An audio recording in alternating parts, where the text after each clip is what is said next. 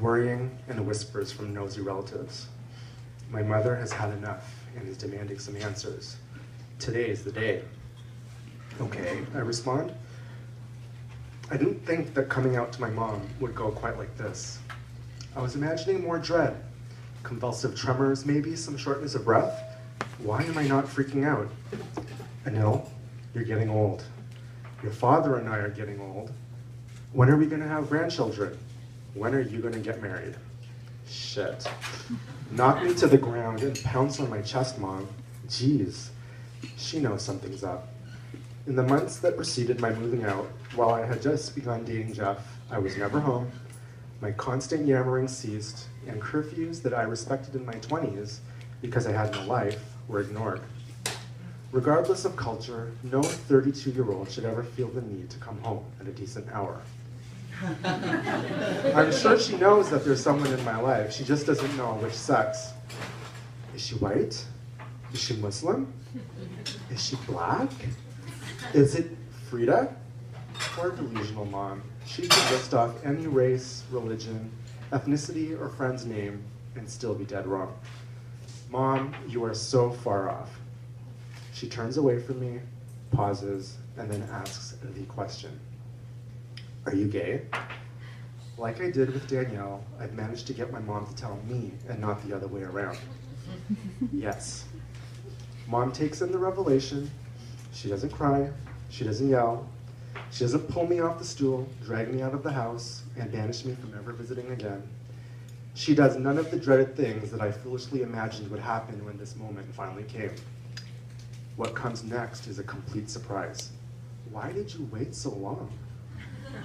Because I was expecting the worst. She asked me when I knew. I always knew I was different, and you did too, Mom. Yes, I always knew you were different, but I didn't know different meant that. Yes, Mom, different did mean gay. I guess when you're a kid, you don't put a name on something that involves sexual orientation. To her, I was just her fabulous little boy who would belt out Diana Ross's Upside Down at the top of his lungs in the grocery store.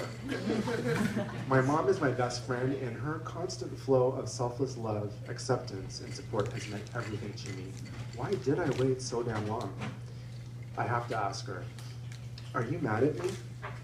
Do you still love me? Of course I love you, you're my son, it's not your fault. I have waited a lifetime to hear those words. And then the kicker, I'm your mother. I should have known. On some level she must have, but the secret should never have been hers to bear. She follows this by forcing what used to be my biggest fear in life to fruition. Not death, not taxes, not public speaking, but we need to tell your father. My father, my Sikh Punjabi father, who used to instill fear into all my cousins and me when we were kids. As a child, I was petrified of him. He worked very hard for us, I never wanted anything, and we traveled the world over. But disobey him, and there would be repercussions.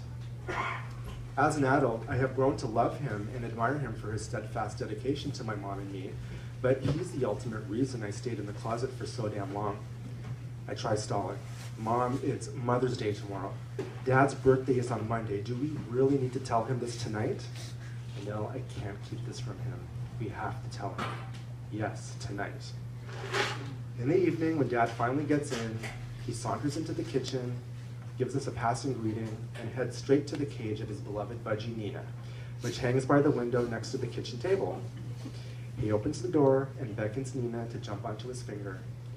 He takes her out, and she proceeds to welcome him with a few swift pecks on his lips. Nina is no ordinary budgie. He takes Nina's cage into the laundry room to change her seed cup and refresh her water. That bird must have been something special in her previous incarnation to have lucked out as my dad's pet. After Nina's evening ritual, my dad goes upstairs to take a shower. He comes back down and eats his supper. All the while, my mom and I sit like statues in the family room, inspecting his every move. I have latched onto my mother's arm and will not let go. Normally, she would try to pull away from me, but she has resigned herself. She knows I need that arm. After Dad places his plate in the sink, Mom can't take it anymore. Kamal, come sit down. Anil has something to tell you. I jab Mom's side and stare Dad down as he innocently walks around the island. into the family room and eases himself into the left seat. I avert my gaze to the TV over the fireplace. The moment has come, at last, and right before Saturday Night Live. At least everybody will be doing improv, so there's some consistency. Who's on SNL? Everyone's favorite Golden Girl, Betty White. Oh, and Mom, Dad, by the way, I'm gay. Anyone want ice cream? We have pralines and cream.